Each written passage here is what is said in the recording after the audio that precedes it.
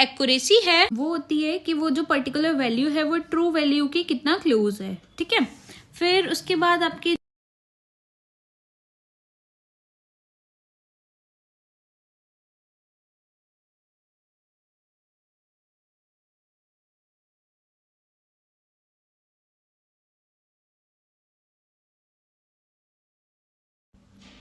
0 जो है वो एंड पे जो होता है, ठीक है, वो मतलब डेसिमल डिजिट के बाद जो 0 होता है वो सिग्निफिकेंट होता है, ठीक है।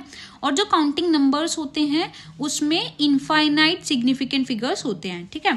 तो एडिशन और सब्ट्रैक्शन में जो लीस्ट सिग्निफिकेंट वाली जो डिजिट है ना, उतने ही आंसर में लीस्ट सिग्निफिकेंट होते हैं। बट जो मल्टीप्लिकेशन और डिवीजन है उसमें मतलब जितने पॉइंट के बाद डेसिमल है उतने ही पॉइंट तक वो डेसिमल रहता है। फिर हमारा नेक्स्ट टॉपिक डायमेंशनल एनालिसिस, ठीक है। इसमें हम यूनिट्स को कन्वर्जन करते हैं, ठीक। जैसे कि 1 इंच में 2.54 सेंटीमीटर होते हैं, ठीक है, ये याद रखना है आपको। नेक्स्ट टॉपिक है लॉज ऑफ केमिकल कॉम्बिनेशंस, ठीक है।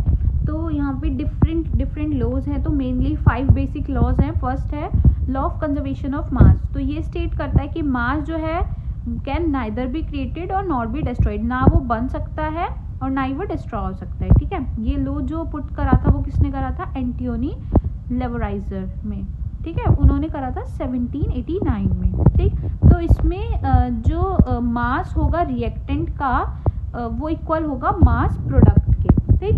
फिर सेकंड लॉ है वो है लॉ ऑफ डेफिनेट प्रोपोर्शन। तो ये लॉ जो है ये दिया था जोसेफ प्रोस्ट ने। इन्होंने बताया था कि कंपाउंड जो है वो always contains exactly same proportion of elements by weight, ठीक है।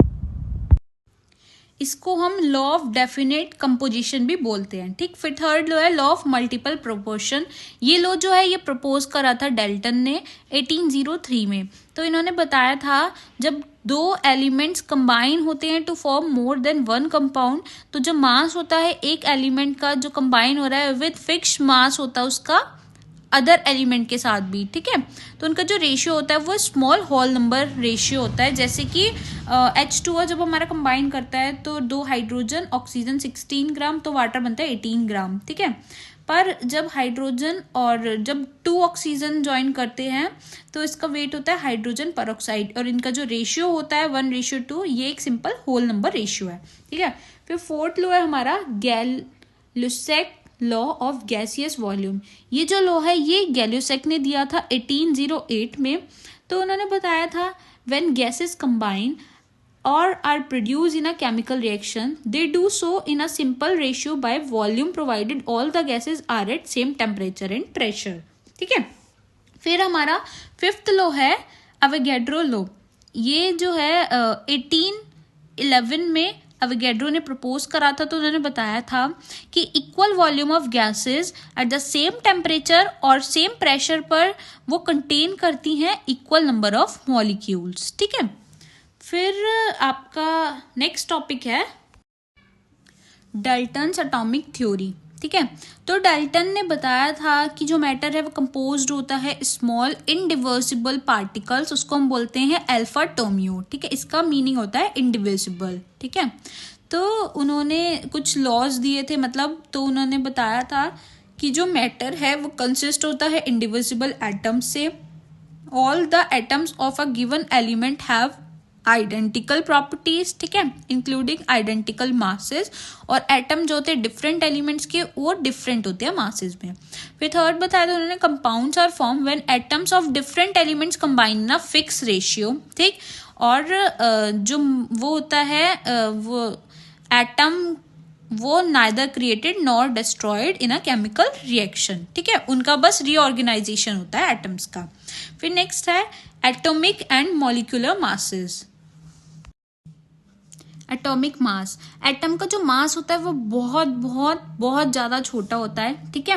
तो हम इसको रिलेटिव करके निकालते हैं, ठीक है। तो हाइड्रोजन को लिया था पहले रिलेटिव, इसका मास 1 होता है, बट अब चेंज हो गया है सिस्टम। तो अब जो रिलेटिव मास करते हैं वो कार्बन के साथ करते हैं, कार्बन 12 के साथ।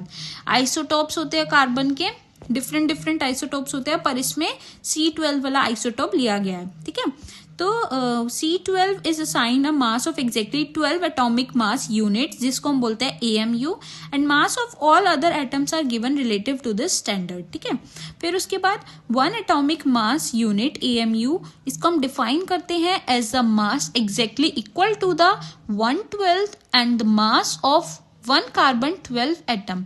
तो 1 AMU equals to 1.66 into 10 to the power -24 gram, ठीक है। तो यहाँ पे जो आपका ऑक्सीजन का आएगा वो आएगा 15.995 AMU, ठीक है। तो AMU has been replaced by U, इसको हम बोलते हैं यूनिफाइड मास।